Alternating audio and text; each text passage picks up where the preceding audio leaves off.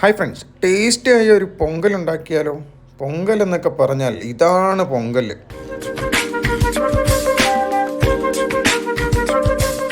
പൊങ്കലിന് നമുക്ക് ആദ്യം ആവശ്യം ചെറുപയർ പരിപ്പാണ്. ചെറുപയർ പരിപ്പ് നമ്മൾ എടുക്കുന്നത് ഒരു 100 ഗ്രാം ആയിട്ടാണ് എടുക്കുന്നത്. എന്ന് വെച്ചാൽ അളവുണ്ട്. 100 ഗ്രാം ചെറുപയർ പരിപ്പ് എടുക്കുമ്പം നമ്മളതിൻ്റെ ഇരട്ടിയാണ് അരി എടുക്കുന്നത്. അങ്ങനെ അപ്പം ചെറുപയർ പരിപ്പ് നമ്മൾ ആദ്യം ഒന്ന് വറുത്തെടുക്കാം.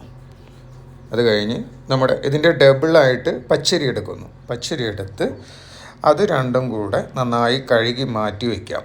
അതിനുശേഷം കുറച്ച് ഇഞ്ചി കൂടെ അരിഞ്ഞ് മാറ്റി വയ്ക്കാം.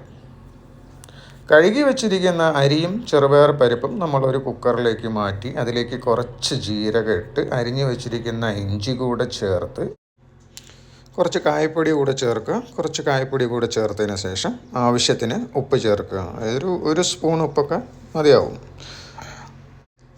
അരി എത്രയാണോ എടുത്തിരിക്കുന്നത് അതിൻ്റെ ഇരട്ടി വെള്ളം, അതായത് 1 ഗ്ലാസ് അരി എടുത്തിട്ടുണ്ടെങ്കിൽ 2 ഗ്ലാസ് വെള്ളം ഒഴിച്ച് നമ്മളത് വിസിൽ വയ്ക്കുന്നു. 1 2 വിസിൽ വന്നോട്ടെ. പൊങ്കലാകുമ്പോൾ നന്നായി വെന്തുടഞ്ഞു.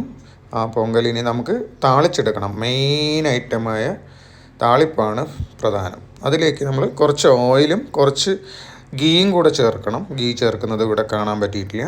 ഗീയും കൂടെ ചേർത്ത് അതിലേക്ക് നമ്മൾ കറിവേപ്പില ഇടുന്നു, കുറച്ച് കുരുമുളക് ഇടുന്നു. അവസാനമായിട്ട് കുറച്ച് അണ്ടിപ്പരിപ്പും കൂടെ ഇട്ട് നന്നായിട്ടൊന്ന് താളിച്ചെടുത്ത് മാറ്റി വെച്ചതിന് ശേഷം നമ്മൾ വെന്ത് വന്നിരിക്കുന്ന പൊങ്കലിലേക്ക് ചേർക്കുക. അതിലേക്ക് ചേർത്ത് നന്നായി മിക്സ് ചെയ്യുക. നമ്മുടെ അടിപൊളി ടേസ്റ്റിയായ പൊങ്കൽ റെഡി ആയിട്ടുണ്ട്.